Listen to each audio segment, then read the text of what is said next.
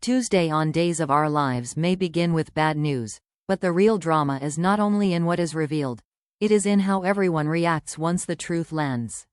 On Tuesday, May 5th, Salem is pulled into a painful emotional chain reaction. So this episode is not just about grief. It is about guilt, responsibility, and the dangerous choices people make when their lives suddenly shift overnight. Let's break it down. Tuesday's episode begins with Jada Hunter delivering the kind of news no parent can ever prepare for. Amy Choi is about to learn that Sophia's story has taken a devastating turn. Until this moment, she may still have been clinging to some version of hope. Maybe Sophia was hiding. Maybe she was confused. Maybe she had run away and could still be found. But Jada's update changes everything. For Amy, the news will not arrive as evidence, procedure, or police language. It will arrive as one unbearable truth: her daughter is gone. Sophia was not simply a victim in the story. She made dangerous choices, and her actions nearly cost Johnny his life. Many people in Salem had reason to be afraid of her, furious with her, or relieved that she could no longer cause more harm. But Amy will not process this through Salem's moral scoreboard. She will process it through grief. To Amy, Sophia was still her child, flawed, troubled, and lost, but still hers. That pain could make her reaction unpredictable. She may collapse into sorrow. She may refuse to accept the news. Or she may instantly begin looking for someone to blame, because blame can feel easier than helplessness. Johnny may become a focus because Sophia's obsessions centered on him. Chanel could be pulled into Amy's anger because she is part of Johnny's world. Holly and Tate may feel Amy's resentment because of their messy history with Sophia. Even the Demaras could become suspects in Amy's mind if she senses that something about the story is not clean. That is where Jada's role becomes delicate. She is not only delivering tragic news. She may also be standing at the edge of a case that has more questions than answers. If bloody evidence is involved, if Sophia's final moments do not fully add up, or if the scene feels too convenient, Jada may already know this is not a simple ending. Amy's heartbreak may become the emotional spark, but her need for answers may become the real danger. Because once a grieving mother starts pushing for the truth in Salem, secrets rarely stay hidden for long. Sophia's fate does not only break Amy. It sends a shockwave straight through Holly, Tate, and Ari. For these three, the news will not be clean grief. It will be tangled, uncomfortable, and hard to explain. Sophia had hurt people. She had frightened them. She had become someone they could no longer trust. But death changes the way every past moment feels. Holly may feel that shift first. She had reasons to be angry with Sophia. She had reasons to be harsh. After everything Sophia did, Holly's frustration was understandable. But once the news of Sophia's death lands, Holly may start replaying every exchange in her mind. The argument that felt justified yesterday may feel cruel today. The warning that sounded strong may now feel cold. The words spoken in anger may suddenly feel impossible to take back. That does not mean Holly caused what happened. It means guilt does not always follow logic. Sometimes it attaches itself to the last thing a person said, even when that person was not truly responsible. Tate's reaction may be even more conflicted. His history with Sophia was personal, painful, and emotionally messy. He may not know whether he is supposed to mourn her, resent her, pity her, or feel relieved that the danger is over. And the hardest part is that all of those feelings can exist at once. That is what makes this storyline interesting. Tate may be forced to confront the fact that someone can cause damage and still leave behind grief. Sophia's mistakes do not vanish, but neither does the shock of losing someone tied so closely to his life. Ari may bring a different energy into the scene. She may try to stay grounded, but even she could be shaken by how quickly everything turned dark. What once felt like teen drama has crossed into something permanent. That realization could change the younger characters. They are no longer dealing with rumors, jealousy, and emotional chaos. They are dealing with consequences that cannot be repaired with an apology or another conversation. For Holly, Tate, and Ari, Tuesday may become the moment the story stops being about who was right. It becomes about learning that some endings leave everyone carrying a piece of the pain. Away from the tragedy surrounding Sophia, Stephanie Kyriakis faces a quieter storm, and that quietness may make it even more personal. Stephanie opens up to Julie Williams, and this is exactly the kind of conversation she may need before her emotions become too heavy to hide. Julie is not just a sympathetic listener. She is someone who understands long marriages, family complications, painful surprises, and the difference between jealousy and genuine fear. Stephanie's struggle is not simply that Joy Wesley has returned. It is that Joy has returned with baby Kelsey, and if Alex is confirmed as the father, Stephanie's marriage changes immediately. Alex becoming a father is not wrong.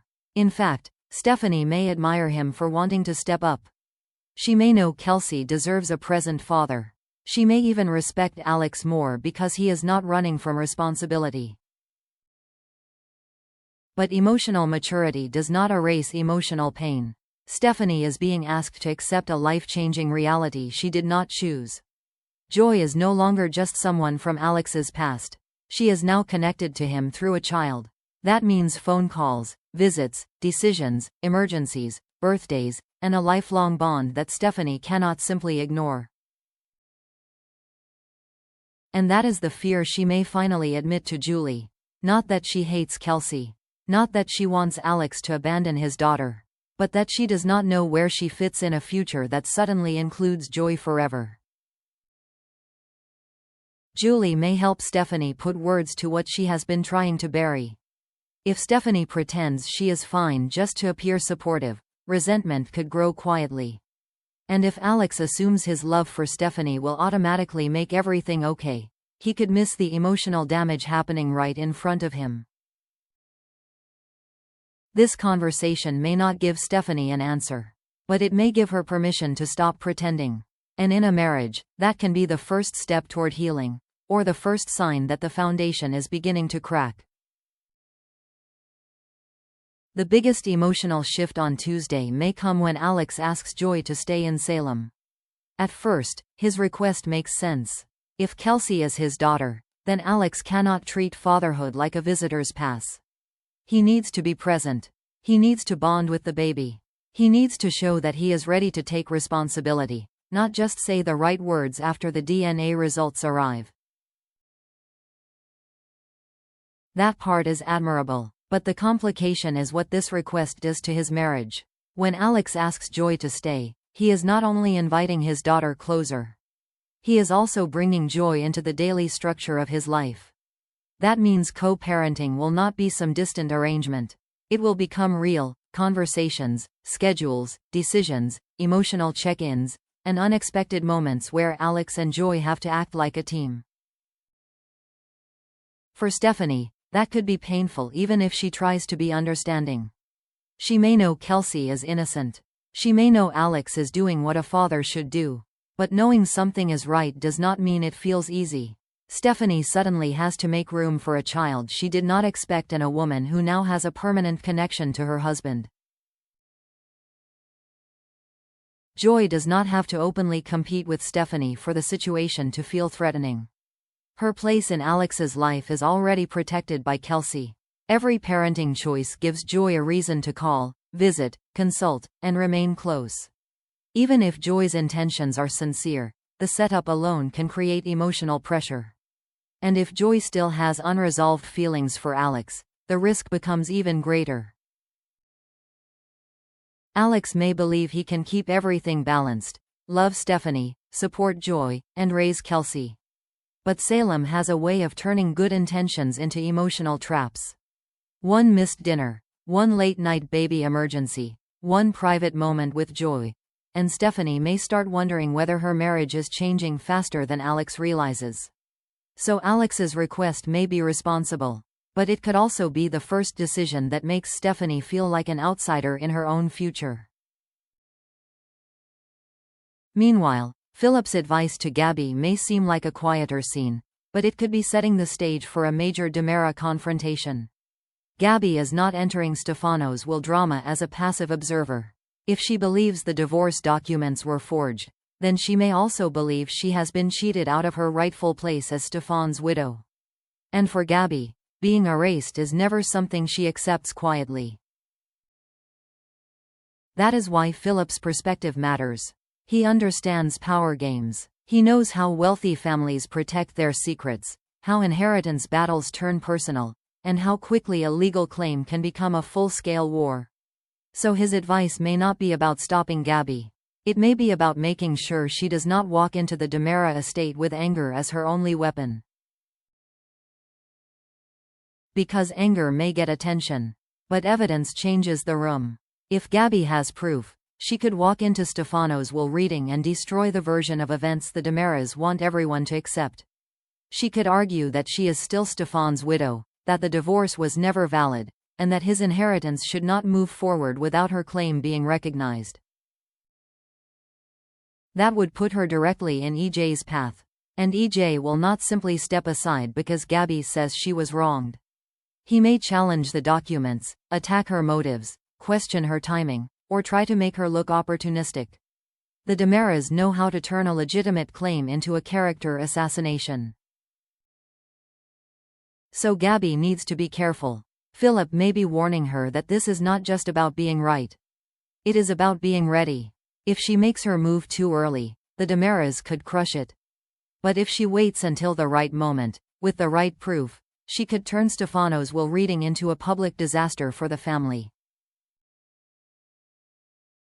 That is what makes this storyline exciting. Gabby may be standing at the edge of a power play that could rewrite her future. And if Philip's advice sharpens her strategy instead of calming her down, the DiMera mansion may soon face a shock it never saw coming.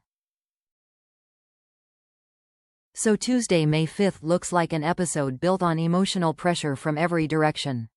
Amy receives news that could break her. Holly, Tate, and Ari are forced to confront guilt they never expected.